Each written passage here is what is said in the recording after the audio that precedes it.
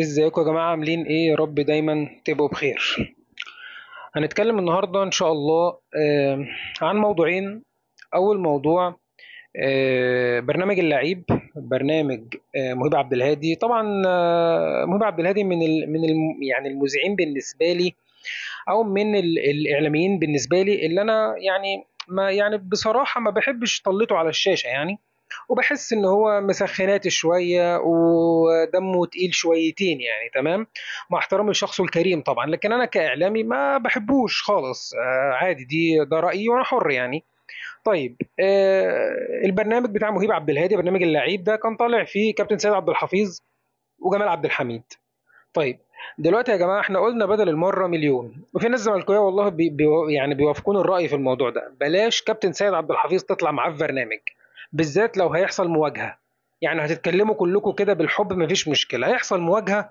بلاش كابتن سيد عبد الحفيظ بالذات، احنا عارفين ليه. لان المشكله ان هو راجل ايقوني في التاريخ، يعني راجل حافظ التاريخ من بدايه ما انشاء الكره في مصر، ويمكن قبل كده كمان. فمستحيل تقدر تلف وتدور حواليه. وكمان هو حجته اقوى لانه اهلاوي، ففي تاريخ وفيه، فمستحيل تقدر تقلل. وكمان قدام واحد زي ده بيعرف يرد باثباتات وادله وكل حاجه، ويحرجك ويكسفك. فملوش لازمه تطلع معاه وكمان تواجهه، يعني ملاش لازمه خالص، او تقول كلام يضايق وينرفز ويعصب زي كلام المشجعين يعني. اللي حصل ان كابتن جمال عبد الحميد قاعد بيقول: مش عايز اقول لك بذمتك علشان حرام، بس بورتو دي فرقه. يعني بيقول لسيد عبد الحفيظ: بورتو دي فرقه. سيد عبد الحفيظ قال له: بالنسبه لك بورتو مش فرقه. هو انا بلاعب بورتو السخنه؟ ما الراجل عنده حق برضه يا جماعه. يعني واحد زي كده مثلا قاعد هنا بيخسر من طوب الارض، وبيخسر من ستيلنبوش في الكونفدراليه، وبيطلع من الكونفدراليه وبيلعب فرق مش معروف اسمائها اصلا. وبيتكلم على بورتو اللي معاه 2 دوري ابطال وفريق اوروبي ايا كانت حالته ايه، يعني ايا كانت حالته ايه. يعني انا مثلا لو غلبت مانشستر سيتي، اقول اصل مانشستر سيتي دي فرقه كانت تعبانه؟ لا، غلبت مانشستر سيتي. تمام. فسيد عبد الحفيظ بيقول له: بالنسبه لك بورتو مش فرقه، هو انا بلاعب بورتو السخنه؟ جمال عبد الحميد قال له: يا راجل، ده الاهلي اداهم درس في الكوره وكان يكسب 7-8، دي فرقه ما عندهاش فكره، ما فيش فايده فيه برضه. يعني انت قلت كلام كويس، قلت الاهلي اداهم درس في الكوره وكان يكسب 7-8، ده حقيقي وحصل. لكن بقى تقول فرقه ما عندهاش فكره عشان تقلل من انجاز الاهلي؟ برضه ما فيش فايده يا جماعه، هو اللي فيهم ما يقدرش يكمل الحاجه للاخر طبعا. طبعا ده توك توك معدي في الشارع، ملناش دعوه بيه، يعني ماشي بحفله. المهم يا جماعه، الكابتن سيد عبد الحفيظ قال له: يا راجل، ده لو حد سمعك من بره هيزعل منك قوي، الاهلي عمل ماتش كبير، ده معناه ان الاهلي قوي، مش معناه خالص ان بورتو ضعيف او ما عندوش فكره. ده كلام صح وعقلاني جدا، يعني كلام صح وعقلاني جدا كلام كابتن سيد عبد الحفيظ. خلاص بقى، اهدى بقى، اهدى بقى يا كابتن جمال، ما فيش فايده.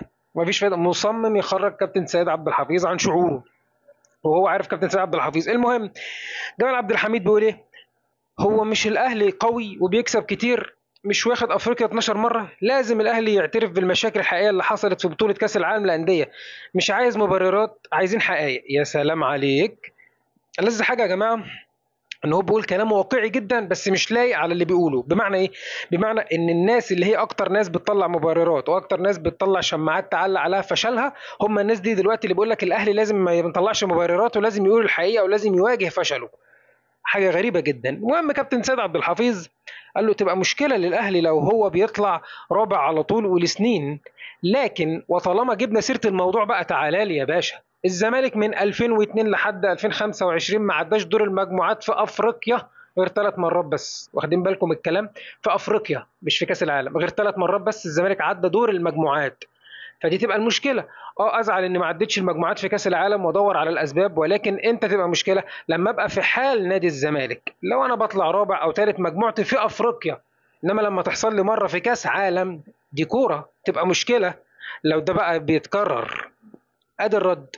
انا بطلع مثلا طلعت من المجموعات في كاس العالم للانديه مع العمالقه، انت بتطلع من المجموعات بقالك اكتر من 25 سنه في افريقيا نفسها، تطلع من المجموعات 3 مرات بس، تصعد من 23 سنه لعب. وفي كمان اوقات في سنين في وسط السنين دي ما دخلتش اصلا، يعني انت بقالك 3 سنين ما بتدخلهاش اساسا. فبيتكلم كابتن سيد عبد الحفيظ. طبعا الرد ده كابتن جمال عبد الحميد ما ردش، ما شافش قدامه اصلا، يعني ما حدش في الاستوديو شاف قدامه. تسمع صوت صرصور الحقل زي ما بيقولوا. مفيش خالص صوت. طب وليه تحرج نفسك؟ بس طبعا يا جماعه عشان برضو نبقى واقعيين يعني، كابتن جمال عبد الحميد من الناس اللي هي كابتن رضا عبد العال، الناس دي كلها من النوعيه اللي هي النحيته، اللي هو عايز يطلع وخلاص، اتحرج اتكسف شكل وحش، المهم اعمل ترند بوم طخ، ويتقال ان سيد عبد الحفيظ قصف جبهتي وبتاع، المهم عشان مهيب يجيبني تاني وتالت واطلع على قناه تانيه واقول اه حصل كذا، ودوت يغلط فيا وده يقول عليا وده يعمل كذا وده يواجهني، وانا بقول اي كلام وخلاص، ما حدش كلام مش متصدق ولا واقعي بس ترند. نفس سكه رضا عبد العال طبعا، يعني اعمل اي حاجه عشان الترند والماني، مش مشكله اتكسف ولا اتحرج ولا شكل عادي. في موضوع كمان بقى مهم جدا بقى، والموضوع ده مضايقني قوي، موضوع بقول لك موقع معرفش موقع اسمه 247 ولا 24، المهم يعني بيقول لك الاهلي يتلقى عرض من شتوتجارت الالماني ركزوا على الاسماء والنبي. الاهلي يتلقى عرض من شتوتجارت الالماني للتعاقد مع بلال عطيه وحمزه عبد الكريم، دول طبعا من ناشئين الاهلي، مقابل 500 الف دولار لكل لاعب، والاهلي يوافق على بيع بلال عطيه الذي بصدد استخراج تاشيره السفر الى المانيا. يعني يا جماعه لما يبقى عندنا اتنين ناشئين بيطلبوا في نادي في المانيا، يعتبر نادي من العمالقه في المانيا، مش نادي تعبان شتوتجارت، يعني انت بتتكلم في نادي مثلا هنقول يا عم تصنيفه السابع الثامن العاشر، بس في دوري اوروبي قوي بيطلب لعيبه عندك من الناشئين مش من الاساسيين كمان، يبقى دي عندك مشكله. امال ليه قطاع الناشئين عندنا مش كويس؟ ما انا نفسي افهم يعني ليه قطاع الناشئين عندنا في الاهلي مش كويس، ضعيف. لما صعدنا ناس مش شايفين كوره، مش شايفين حاجه، وقلنا في تقصير، اتنين دول بيطلبوا ليه؟ في كلام كتير عليهم، والاهلي بيفرط فيهم بسهوله، الواحد ب 500 الف دولار، هنقول ماشي مفيش مشكله، يمكن مثلا اللعيبه دي نفسها في الاحتراف وتخوض تجربه الاحتراف ومش عايزين يقفوا قدام طموحهم، والكلام ده كلام جميل وكويس، بس انا لما بطلع ناشئين زي كده انا بحس ان انا ما بلاقيهاش تاني. يعني هل ده مثلا بلال عطيه ولا حمزه عبد الكريم، الناس دي هنقدر نجيبها بعد كده لو احتاجناها على شاطر، احنا هنقويها طبعا لما تطلع تلعب في اوروبا، هل لو احتاجناهم في الاهلي هنجيبهم؟ سيبك من الاهلي، هل لو احتاجناهم في منتخب مصر هنلاقي الناس اللي احترفت في المانيا دي؟ ما انا مش فاهم، ولا الناس دي بتطلع تموت ولا ايه اللي بيحصل بالظبط؟ يعني انا دايما بلاحظ ان في ناشئين عندنا بتطلع فرق قويه سواء في اسبانيا او في المانيا او كده، بعد كده ما بنسمعش عنهم حاجه، وفي نفس الوقت بيتقال قطاع الناشئين بتاعنا تعبان، وبنشوف فعلا لما بنطلع ناشئين يلعبوا مش على المستوى. امال الناس دي فين وبتروح فين؟ نفسي افهم. طيب هل الناس دي انت بتسيبها عشان تطلعها بره وتكسب فيها فلوس بس؟ بتكسب من وراها فلوس يعني كويسه؟ مش فاهم برضه.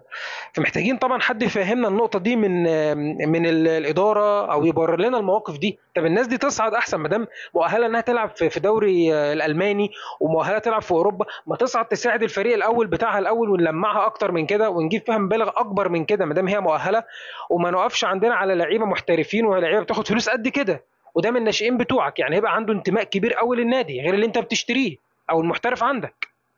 نتمنى يعني ده يحصل، يبقى فيه اهتمام اكتر بالناشئين ان هم يلعبوا للفريق الاول، ده يبقى طموحهم، بعد كده المرحله اللي بعد كده عايز يحترف حقه طبعا، بس نتمنى يعني ده يحصل في المستقبل.